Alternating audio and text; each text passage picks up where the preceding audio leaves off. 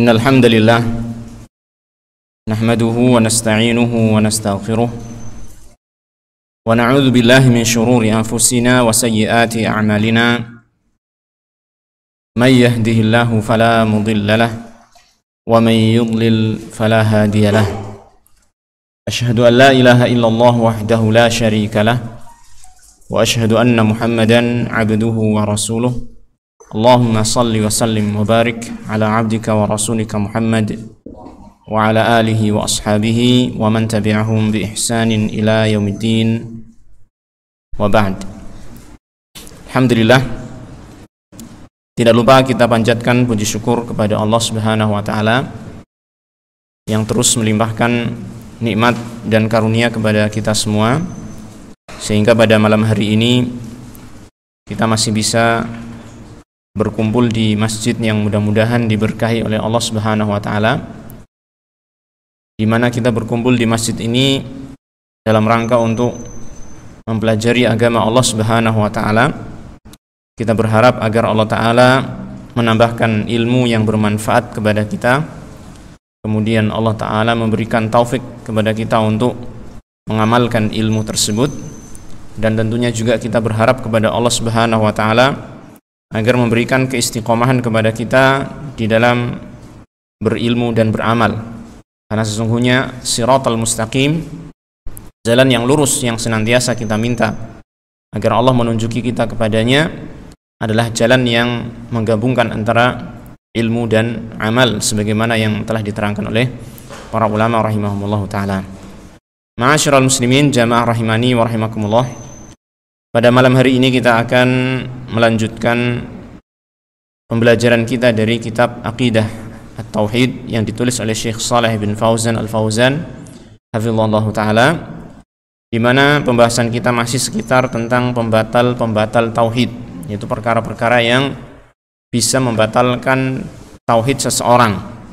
Walaupun seseorang telah mengucapkan 2 kalimat syahadat, tapi ternyata ada perkara-perkara yang seandainya seseorang melaksanakannya, tauhidnya tersebut atau kita katakan keislamannya tersebut bisa menjadi batal. Artinya apa?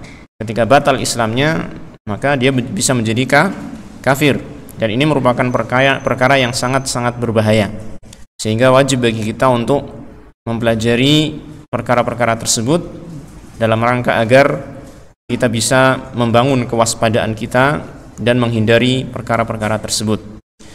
Dalam kitab ini Syekh Shalih bin Fauzan Al-Fauzan hafizahullah taala menukilkan poin-poin yang disampaikan oleh Syekh Muhammad bin Abdul Wahhab rahimahullah dalam risalah beliau Nawaqidul Islam, dan kita sudah membacanya sampai poin yang ke-9 ya.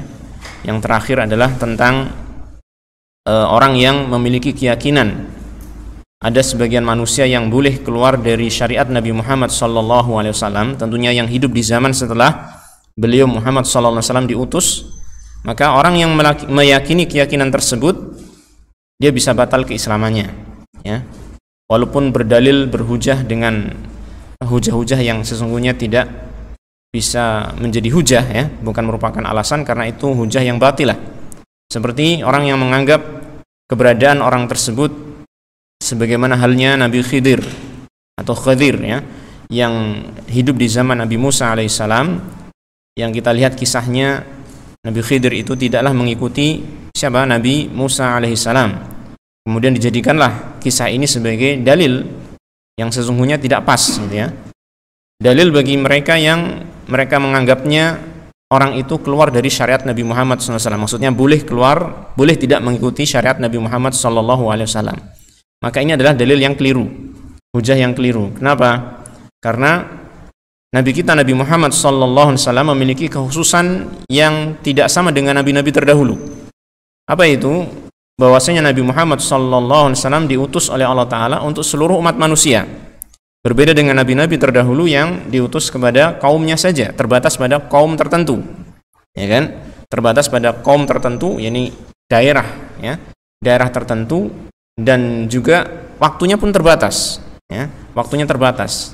Tidak seperti Nabi Muhammad SAW yang beliau diutus kepada seluruh umat manusia, bukan hanya bangsa Arab saja, ya kan? Dan itu pun waktunya terus sampai hari kiamat. Sehingga siapa saja yang hidup semenjak Nabi Muhammad sallallahu alaihi wasallam diutus, maka kewajiban dia adalah apa? Untuk mengikuti Nabi Muhammad sallallahu alaihi wasallam. Hatta meskipun yang hidup di zaman itu barangkali ada seorang nabi. Ya kan? Suatu ketika Umar bin Khattab radhiyallahu anhu pernah membawa lembaran-lembaran Taurat. Yang ketika melihat itu Rasulullah sallallahu alaihi wasallam itu marah, ya kan? Ya, ini sudah ada Al-Qur'an, ngapain bawa lembaran-lembaran Taurat? Maka Rasulullah SAW mengatakan, amutahawwikuna ya Ibnul Khattab, apakah kamu masih ragu wahai Ibnul Khattab? Ya. Kemudian Nabi Muhammad SAW mengatakan, seandainya Musa hidup di zaman ini, ya, laukana Musa hayyan ma wasi'ahu illa tibai. Seandainya Nabi Musa alaihissalam masih hidup di zaman ini, tidak ada kebolehan bagi dia kecuali dia harus apa? Mengikuti aku. Dia harus mengikuti Nabi Muhammad sallallahu alaihi wasallam walaupun dia adalah seorang nabi. Dan ini pun nanti kita saksikan, ya, ini bagi orang-orang yang ditakdirkan oleh Allah taala hidup menjelang hari kiamat, ya. Dia akan menyaksikan bahwasanya Nabi Isa alaihissalam yang Allah turunkan nanti, ya, untuk membunuh Dajjal, ya kan.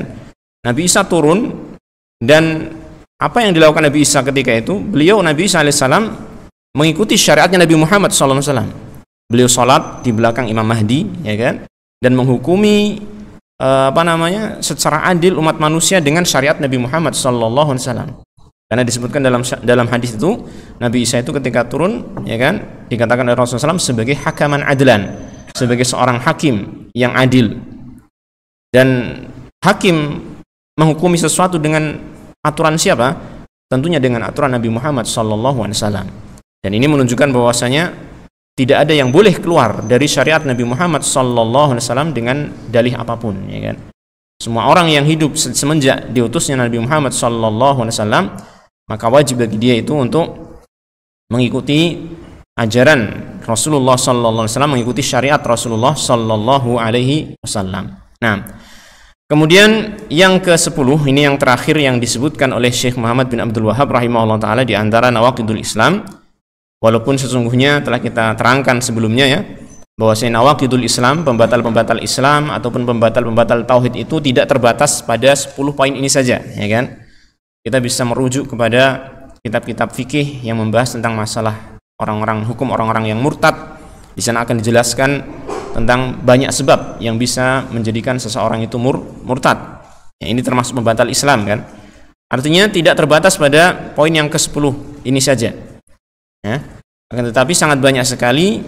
Nah, dan yang disampaikan oleh penulis, baik beliau itu Syekh Shalih Fauzan ataupun Syekh Muhammad bin Abdul Wahhab rahimahullah taala, maka ini hanya untuk memberikan isyarat kepada perkara-perkara yang mungkin banyak merebak di masyarakat, dan ini perkara-perkara yang sangat-sangat penting untuk kita waspadai. Nah, baik, yang ke-10 di sini penulis mengatakan al-i'radu an dinillah la yata'allamuhu wa la ya'malu bihi. Di antara pembatal keislaman ataupun pembatal tauhid adalah al-i'rad. Al-i'rad artinya berpaling. Berpaling itu kalau bahasa kita itu apa, ya? Orang gagas. Tidak perhatian, tidak mau, pokoknya cuek gitu aja, ya. Tidak menganggap penting agama. Namanya i'rad, ya, berpaling. Al-i'rad an dinillah, berpaling dari agama Allah Subhanahu wa taala. Sehingga ini disebutkan sikap orang yang berpaling itu bentuknya seperti apa? Contohnya adalah la yata'allamuhu wa la ya'malu bihi. Enggak mau mengilmuinya, enggak mau mempelajarinya, yata'allamuhu wa la ya'malu bihi, dan tidak mau mengamalkannya. Enggak peduli dengan agama, ya kan? Dianggapnya itu perkara yang tiada nilai pentingnya, gitu kan? Tidak ada nilai apa? Pentingnya. Sehingga ketika diajak belajar, ya wis enggak peduli sama sekali. Diajak beramal juga enggak peduli sama sekali, ya. Maka ini termasuk pembatal Islam. Tapi nanti kita akan jelaskan, ada perincian di sini, ya. Ada perincian di sini bagaimana kalau seseorang itu berpaling dari perkara-perkara parsial. Kalau perkara-perkara agama secara menyeluruh, maka jelas itu termasuk apa? Berpaling dari agama secara keseluruhan, maka dia termasuk pembatal Islam.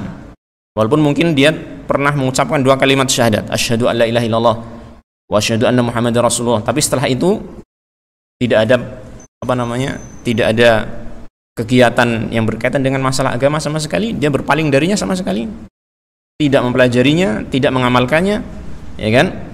Secara menyeluruh agama ini, maka dia telah keluar dari Islam. Dia telah membatalkan kalimat syahadat yang telah dia ucapkan. Ini kalau secara menyeluruh maka jelas. Berpaling dari agama ini secara menyeluruh maka jelas membatal Islam. Adapun berpaling secara parsial maka kita nanti terangkan insyaallah taala. Baik. Wad dalilu, dalilnya adalah qauluhu ta'ala, firman Allah taala, walladzina kafaru amma unziru mu'ridun. Dan orang-orang yang kafir, mereka itu dari apa yang mereka diperingatkan dengannya mu'ridun, mereka berpaling. Ya. Terjemahnya kayak susah ya. Walladzina kafaru amma unziru mu'ridun. Dan orang-orang yang kafir, mereka itu berpaling dari perkara yang mereka diberi peringatan oleh para rasul tentangnya. Itu maksudnya.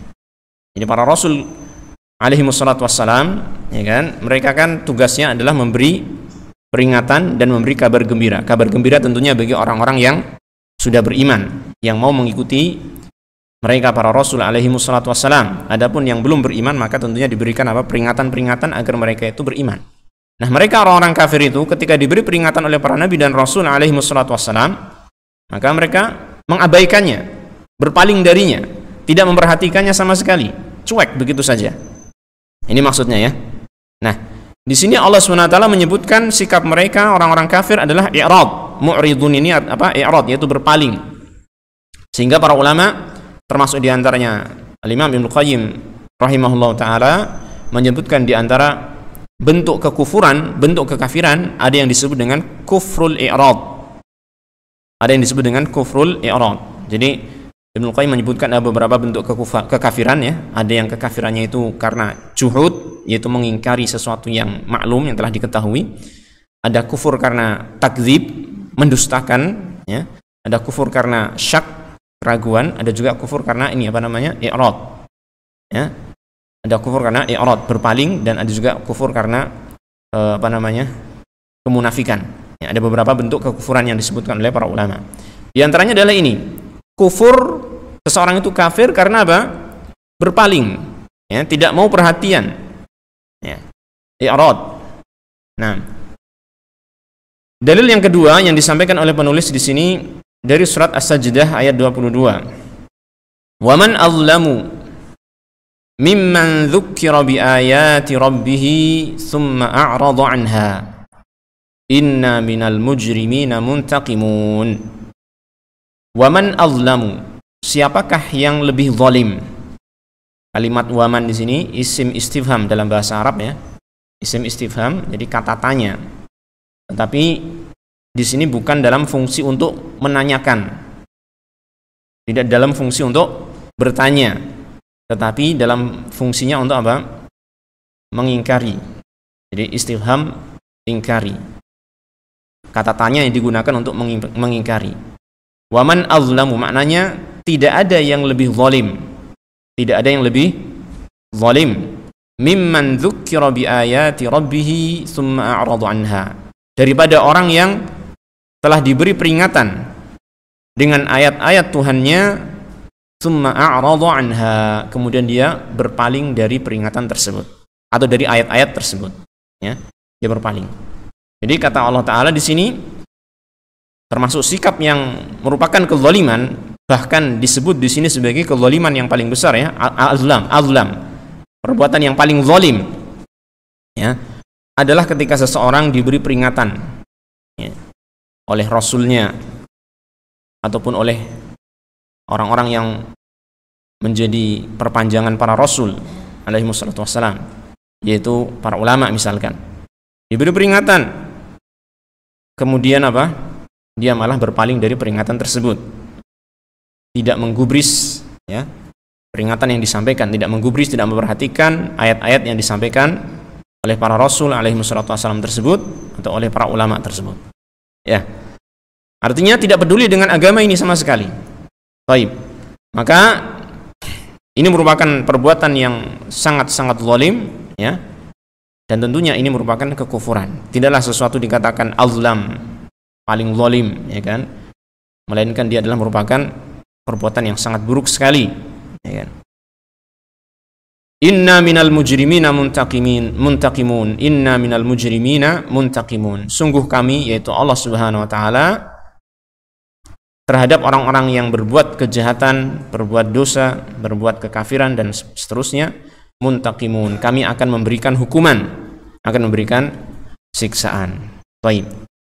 Inilah poin yang ke-10 ya. Poin yang terakhir disebutkan di dalam Risalah Nawaqidul Islam, yaitu berpaling dari agama Allah Subhanahu wa taala. Tadi kita sudah sampaikan bahwasanya berpaling dari agama Allah Subhanahu wa taala apabila secara menyeluruh, ya, tidak mau mempelajari agama ini sama sekali, ya kan? Tidak mau mengamalkan agama ini sama sekali, walaupun mungkin pernah mengucapkan satu kalimat syahadat, satu kali mengucapkan dua kalimat syahadat, ya kan? Maka hal itu telah terbatalkan dua kalimat syahadat tersebut, ya. Karena sikap apa tadi? Berpalingnya ini. Jika dia berpaling dari agama secara keseluruhan, secara kuliah. Nah, sekarang pembahasannya adalah bagaimana seandainya seseorang berpaling dari agama ini secara parsial, sebagian.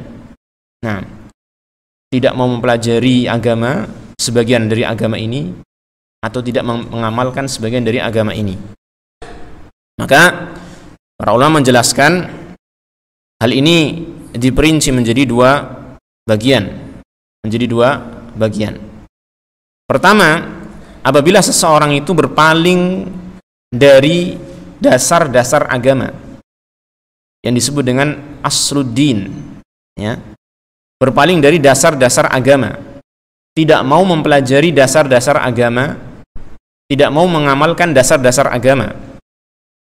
Yang saya maksud dengan dasar-dasar agama itu adalah perkara-perkara yang menjadikan seseorang itu muslim karenanya, dan seandainya tidak dilakukan maka orang itu menjadi kafir. Seperti rukun iman yang 6, ya. Sebagian ulama memasukkan dalam hal ini adalah sholat. Sebagian ulama memasukkan dalam hal ini adalah apa? Sholat, ya. Ini yang disebut dengan aslul iman, ya. Aslul iman, perkara-perkara yang menjadi pokok keimanan, landasan keimanan yang harus ada bagi orang yang disebut sebagai muslim. Yang harus ada bagi orang yang disebut sebagai muslim. Dia harus beriman kepada Allah, beriman kepada malaikatnya, beriman kepada kitab suci, beriman kepada para rasul alaihi wassalatu wassalam, beriman kepada hari akhir, beriman kepada takdir, ya. Maka ini tidak boleh seseorang berpaling dari perkara ini. Dia harus mempelajarinya. Mempelajari sebatas perkara-perkara yang wajib untuk dia imani, ya. Itu yang wajib.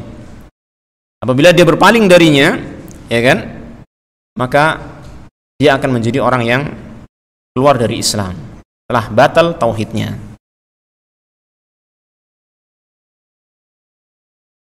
Disebutkan oleh Syekh Khalid Al-Musyaiqi, ini saya bawa saya bacakan di sini syarah Nawaqidul Islam yang ditulis oleh Syekh Khalid Al-Musyaiqi, dan dia termasuk salah satu muridnya Syekh Muhammad bin Shalih Al-Utsaimin rahimahullah ta'ala.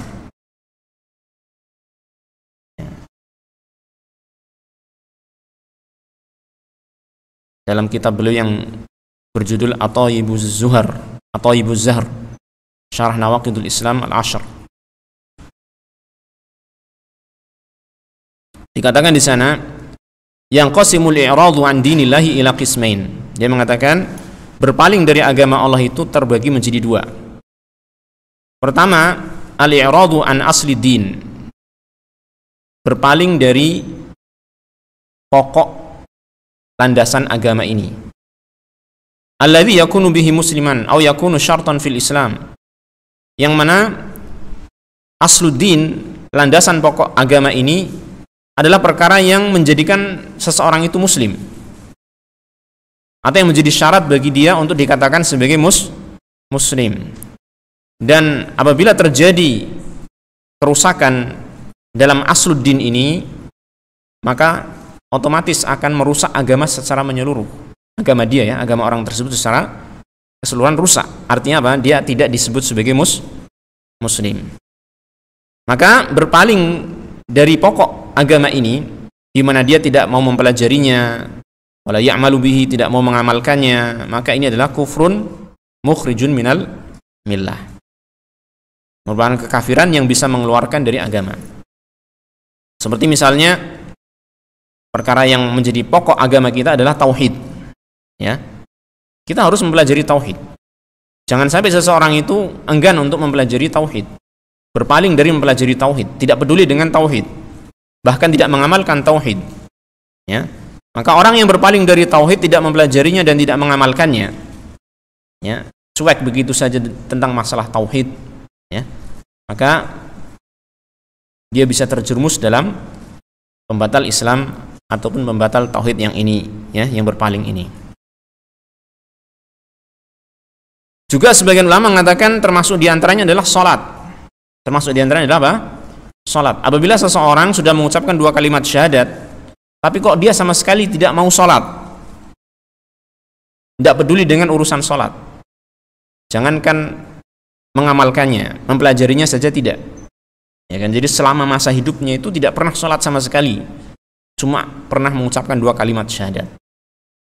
Maka sebagian ulama mengatakan ini juga termasuk sikap berpaling, ya, sikap berpaling dari agama Islam, berpaling terhadap perkara yang menjadi pokok dalam agama ini, dan ini bisa membatalkan tauhid. Taib, ini yang pertama ya. Kemudian yang kedua bagaimana? Berpaling yang kedua adalah al-i'rad an ba'dhi tafari'id din. Berpaling dari sebagian rincian-rincian agama, rincian-rincian agama, tapi dia tidak termasuk asluddin, tidak termasuk apa? Landasan pokok dalam agama ini, tidak termasuk syarat bagi seseorang untuk masuk dalam Islam. Thayyib. Maka berpaling dari perkara ini tidak menjadikan seseorang itu apa? Kafir. Seperti misalnya gini, seseorang muslim yang berjual beli, ada kewajiban bagi dia untuk apa? Mempelajari hukum-hukum jual beli dalam Islam. Wajib enggak? Bagi orang yang mau jual beli, wajib kan? Nah, ini ada orang yang kegiatannya, aktivitasnya jual beli, tapi disuruh mempelajari hukum jual beli, dia enggak mau, berpaling. Alah, enggak usah, gitu kan? Saya sudah punya ilmu ekonomi ini dan seterusnya, enggak mau saya mempelajari apa hukum jual beli. Berpaling dia. Baik, apa hukumnya orang ini? Apakah dia dikatakan berpaling dari agama kemudian dia kafir? Maka orang tersebut, ya, dikatakan berdosa, tapi tidak menjadi apakah kafir. Karena bagian atau apa tadi? Nah, bagian yang dia berpaling darinya dari agama ini bukanlah termasuk asluddin, bukan termasuk apa? Pokok dalam agama ini. Tapi apakah dia berdosa? Berdosa. Karena apa? Karena mempelajari hukum jual beli bagi dia, karena dia kan aktivitasnya apa? Berjual beli kan? Mempelajari hukum jual beli bagi dia adalah hukumnya apa? Wajib. Sebagaimana diterangkan oleh para ulama ketika mereka menjelaskan tentang hukum talabul ilmi, ya kan? Hukum talabul ilmi itu ada beberapa perincian. Mempelajari ilmu agama, hukumnya bagaimana? Ada beberapa perincian. Wajib ain dalam perkara-perkara yang memang manusia itu wajib untuk melaksanakannya, seperti masalah keyakinan tauhid, masalah iman, masalah sholat, ini wajib untuk mempelajarinya, ya kan? Kemudian termasuk wajib ain adalah perkara-perkara yang, tapi ini wajib ain bagi sebagian orang ya. Wajib ain ketika seseorang itu dihadapkan dalam suatu kewajiban yang dia harus melaksanakannya, maka dia wajib untuk mempelajarinya. Seperti misalnya nih, antum belum ada kemampuan untuk naik haji, ya kan? Belum ada kemampuan, maka ketika itu tidak ada kewajiban bagi antum untuk mempelajari tentang haji. nggak ada kewajiban. Kalau misalkan antum nggak mau belajar haji, nggak apa-apa, nggak dosa. Kenapa? Dalam kondisi antum belum wajib haji. Tapi ketika antum sudah wajib haji, ya kan, dan hendak melaksanakan haji, maka wajib untuk mempelajari fikih tentang haji, agar haji yang kita laksanakan itu sah. Kan seperti itu. Ya, ini menuntut ilmu yang wajib sifatnya. Ada menuntut ilmu yang sifatnya wajib tapi kifayah. Wajib kifayah. Ya, ini dalam keseluruhan umat ini harus ada yang mempelajari ilmu-ilmu tersebut. Nah, ini secara umum, selain yang fardu ain tadi, ya kan, maka ilmu dalam Islam seluruhnya itu secara umum adalah fardu kifayah. Mempelajari tentang bahasa Arab, mempelajari tentang hukum warisan bagi orang yang tidak dihadapkan dalam masalah warisan, gitu kan. Atau bahkan bagi orang yang dihadapkan dalam masalah warisan pun tidak wajib dia untuk mempelajarinya, dia kewajibannya adalah untuk bertanya kepada orang yang punya ilmu saja. Ya kan? Ketika misalkan kita ya dihadapkan dalam pembagian warisan, maka kewajiban kita tidak mempelajarinya.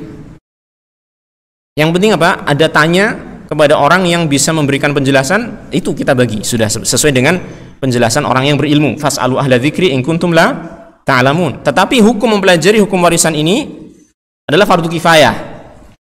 Fardu kifayah.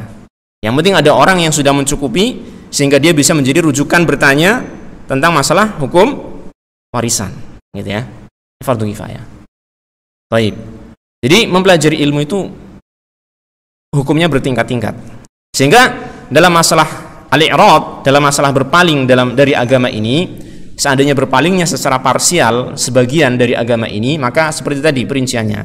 Kalau berpalingnya dari pokok agama, ya, berpaling dari dasar-dasar agama yang setiap muslim itu wajib untuk menjadikan dirinya sebagai muslim, maka berpaling dari perkara itu dia bisa menjadi keluar dari Islam. Adapun berpaling dari perkara-perkara yang sifatnya bukan asluddin, meskipun itu wajib bagi dia, maka dia berdosa, ya, dia telah melaksanakan dosa yang besar walaupun tidak sampai pada derajat kekafiran, ya. Baik, kembali kita ke buku kita ini, bukunya Syekh Shalih Al-Fauzan hafizahullah taala yang kita pelajari.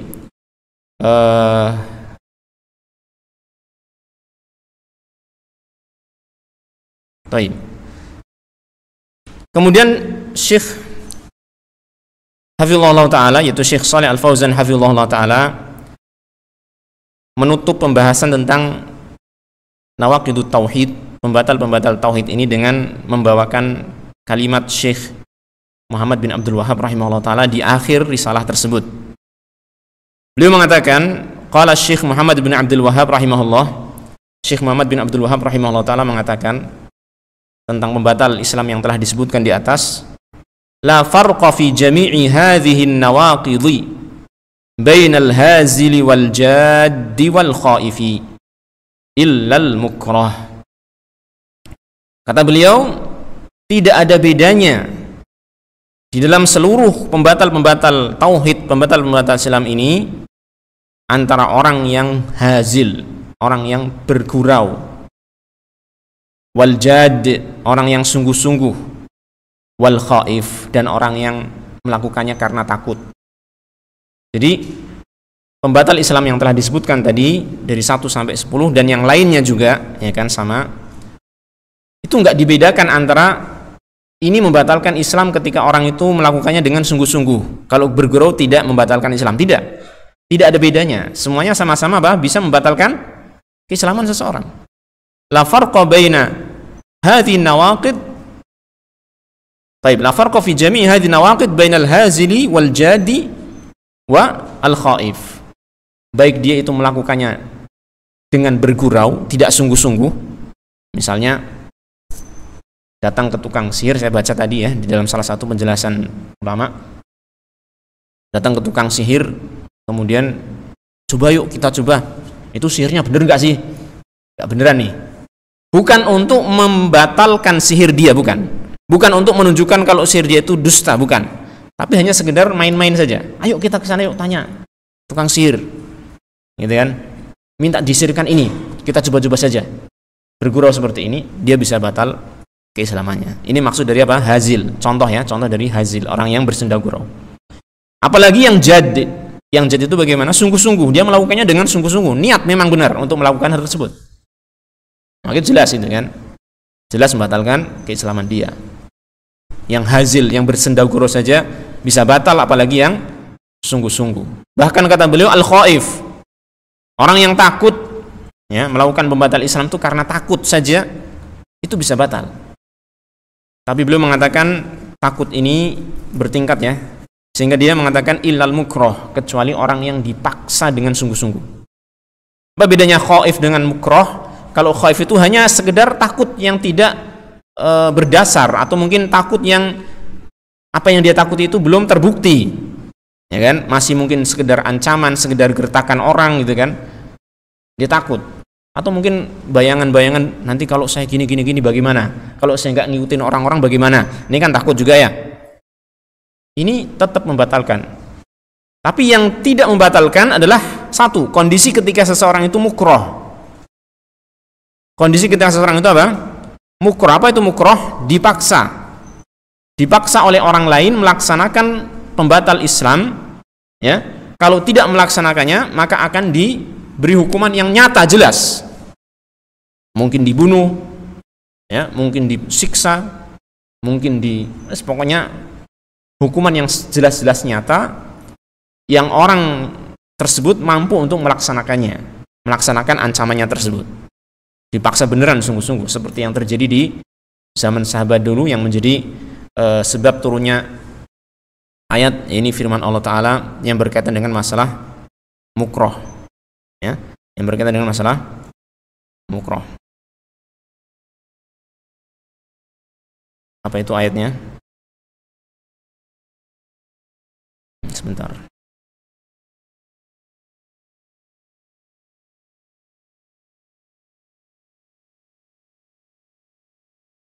Apa yang itu siapa?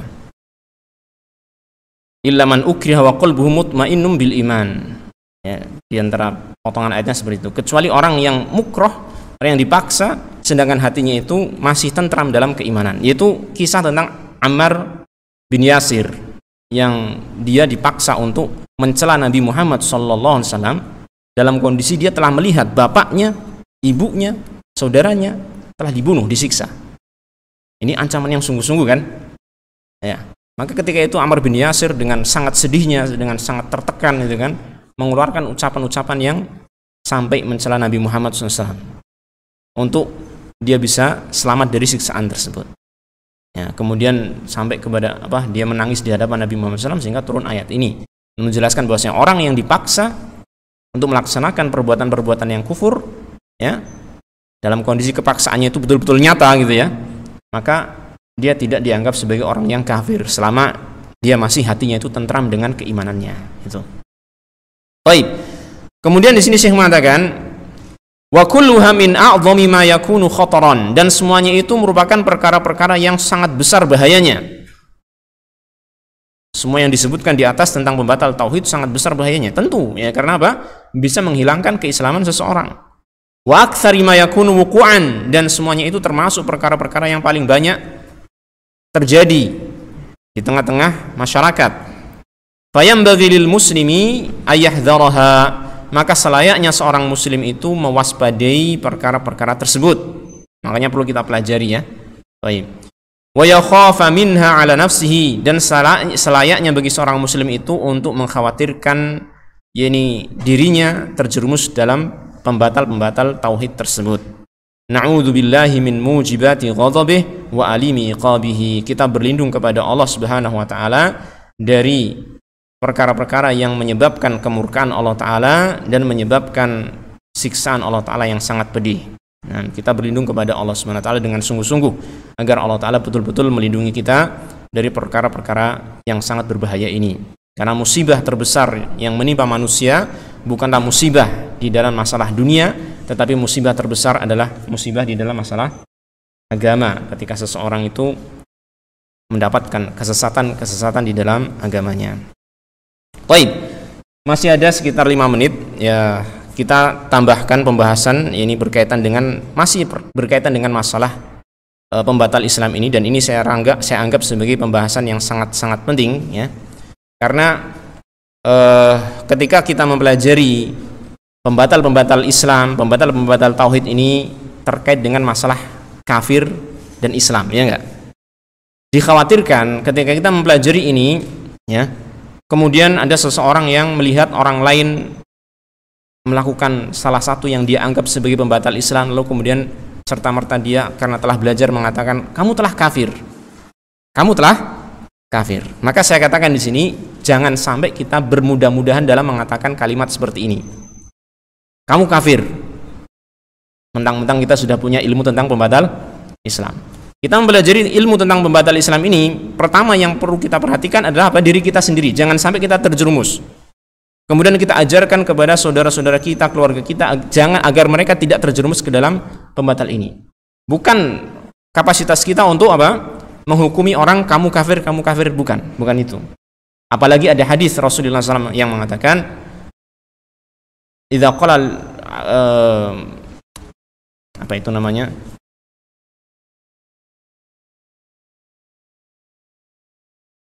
Man qala li akhihi ya kafir faqad ba'a biha ahaduhuma. Barang siapa yang mengucapkan kepada saudaranya yang muslim, dia katakan wahai kafir, maka kalimat tersebut bisa kembali kepada salah satu dari kedua orang tersebut, orang yang menuduh atau orang yang dituduh. Nah, ini maka bahaya. Jangan sampai kita sembarangan mengucapkan kalimat-kalimat tersebut. Kamu kafir, jangan sampai ya. Taib. Makanya para ulama menjelaskan, dan ini yang ingin saya sampaikan ya, bahwasanya dalam mengkafirkan orang itu ada hal-hal yang harus kita perhatikan. Para ulama menjelaskan bahwasanya masalah takfir itu ada dua macam. Takfir, pengkafiran itu ada dua macam. Takfirul mutlaq dan takfirul muayyan. Apa maksudnya?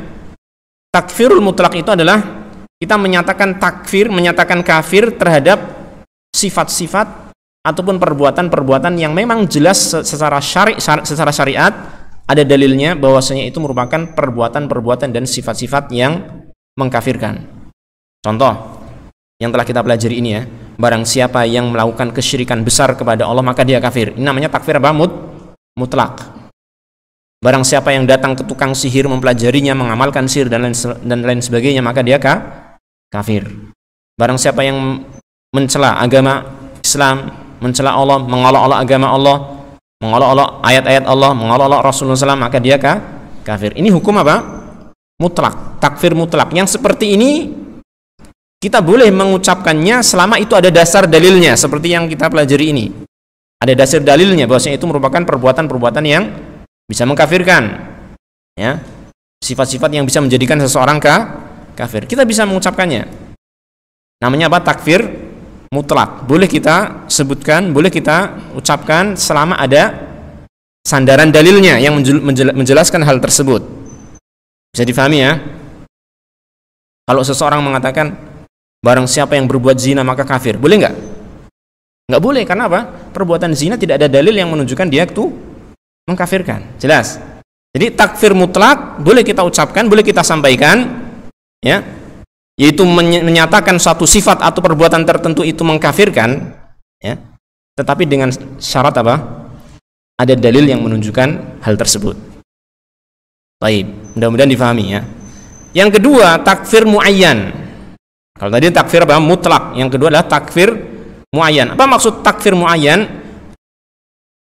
Ini meletakkan hukum takfir tersebut kepada person tertentu, vonis kafir kepada si fulan, si alan, dan seterusnya. Ya, melihat seseorang namanya fulan melakukan perbuatan yang menjerumuskan dalam kekafiran, langsung dia katakan kamu kafir. Nah, yang ini yang harus kita hati-hati. Takfir muayyan tidak boleh dilakukan kecuali dengan memenuhi syarat-syaratnya dan telah terhilangkan darinya penghalang-penghalang kekafiran. Dan ini pembahasannya panjang, ya kan? Yang jelas untuk kehati-hatiannya para ulama mengatakan yang berhak untuk menyebutkan takfir muayyan seperti ini adalah kapasitasnya qadhi. Qadhi, tahu qadhi enggak? Hakim, pengadilan.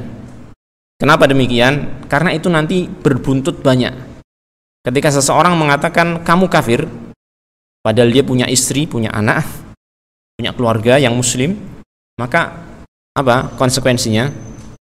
Bisa cerai, ya kan, secara otomatis fasakh gitu kan. Kemudian apalagi tidak ada hubungan waris antara anak-anaknya dan istrinya juga, ya kan, dan lain sebagainya. Banyak buntutnya itu banyak, sehingga tidak sembarangan kita itu memvonis seseorang itu kafir. Belum lagi di sana ada syarat-syarat yang harus terpenuhi, ya, kondisi-kondisi orang tersebut apakah bisa layak untuk disebut sebagai orang kafir atau tidak, karena masing-masing orang itu berbeda-beda antara satu dengan yang lain. Intinya ini perkara-perkara yang berat, ya kan. Dan saya kira mungkin nanti dalam buku kita di bagian-bagian akhir mungkin ada, tapi saya kurang begitu yakin ya. Lupa ya maksudnya. Yang jelas di sini saya hanya ingin mengingatkan bahwasanya setelah kita mempelajari nawaqidul Islam, jangan sampai kita bermudah-mudahan untuk memvonis orang sebagai orang yang kafir, kecuali kalau betul-betul dia itu orang yang bukan dari Islam, ya, maka itu jelas kita katakan kafir. Tapi adapun orang yang zahirnya muslim kok kemudian dia terjerumus dalam satu perbuatan yang termasuk pembatal Islam, jangan langsung serta-merta kita katakan fulan kafir. Tapi tugas kita apa? Tugas kita adalah menasihati. Ini yang penting, ya kan? Tugas kita menasihati, mendakwai dia, mengajak dia untuk kembali kepada kebenaran. Itu yang seharusnya kita lakukan. Jangan malah kita langsung mencap si fulan kafir, si fulan kafir. Yang ini malah akan memberikan dampak negatif yang sangat-sangat banyak. Apalagi apabila hal tersebut diarahkan kepada pemimpin kaum muslimin. Ini bahaya sekali, ya kan? Bahaya sekali. Karena apa? Akan bisa menimbulkan kekacauan yang lebih besar dampaknya. Taib. Barangkali ini yang bisa kita pelajari untuk malam hari ini, ya. Mudah-mudahan Allah Subhanahu wa taala memberikan ilmu yang bermanfaat kepada kita, memberikan amal yang saleh dan juga keistiqomah di dalam agama Islam. Kita akhiri wa sallallahu wasallam ala nabiyyina Muhammadin wa ala alihi wa sahbihi ajma'in. Wa akhiru da'wana alhamdulillahi rabbil alamin.